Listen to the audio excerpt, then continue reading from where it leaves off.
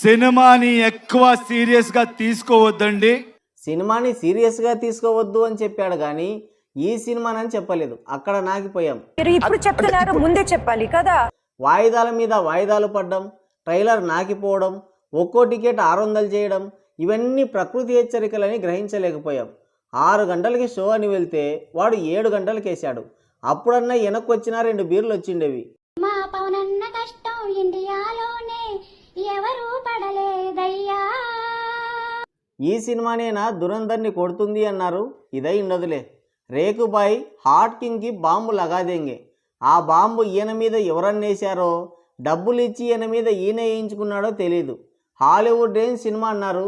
అంటే అర్థం కాకుండా తీస్తే హాలీవుడ్ అయిపోద్దా? లేపితే ఎవడో కొన్ని లేపుతాడు, లేదంటే మందు బాటిల్ లేపుతాడు. ఈ గ్యాప్లో ఎవతో ఒకటి వస్తుంది, ఇంకేదో లేపుతాడు. పోనీ ఇంత డబ్బులు ఖర్చు పెట్టాం కదా, అవన్నా చూద్దాం అనుకుంటే అవేమో కట్ చేశారు. సినిమా మనకు అర్థం కాకూడదని చాలా జాగ్రత్తలే తీసుకున్నారు.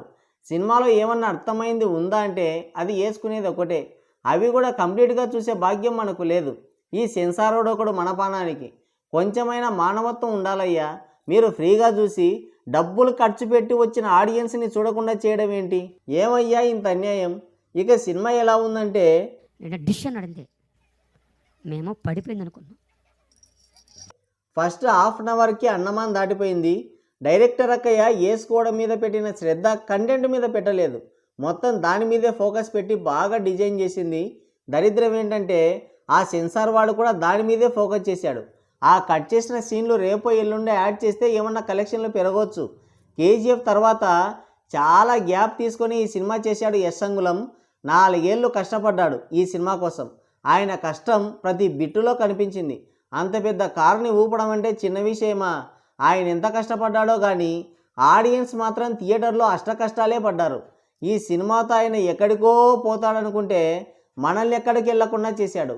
బెనిఫిట్ షోలు చూసే సాహసం ఇప్పట్లో చేయలేము. ఇంకా సినిమా కథ ఏంటంటే ఇదో అంతు చిక్కని అంతం లేని అంతు చూసే కథ. ఆ కథ ఏ వాడినా ఏలియన్స్ని తెచ్చినా అర్థం కాదు. సినిమా అంతా బట్టలు లేకుండా తిరుగుతుంటాడు హీరో. మిగతా వాళ్ళు ఈయనతో వేయించుకోవడానికే సినిమాలో ఉంటారు. అయితే విలన్స్ని వేస్తాడు, లేదంటే హీరోయిన్స్ని వేస్తాడు. అదేం హీరోయిజమో మరి. వేసింది చాలే సామి అన్నా కూడా వినిపించుకోడు. ఎందుకు వేస్తున్నాడో ఎవరిని వేస్తున్నాడో అర్థం కాదు. మా గేట్లు తెచ్చుకోకముందే మీరు గేట్లు తీయండ్రా నాయన, మా దారిన మేము పోతామనే పరిస్థితి ఇంటర్వెల్కి. అంతసేపు మనకి లేపేదే పెట్టుకున్నారు కానీ సినిమా లేవదు. ఇంటర్వెల్ అనే మాటే కానీ పాస్ పోసుకోవడానికి కూడా నీరసం వచ్చింది.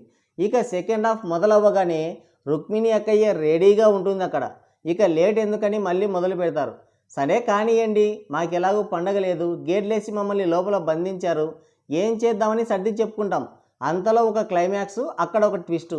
ఆ ట్విస్ట్కి మనమే గింగిరాలు తిరిగిపోం కానీ వెనక్కి తిరిగి చూడకుండా పారిపోతాం. అంతే, స్టోరీ అయిపోయింది.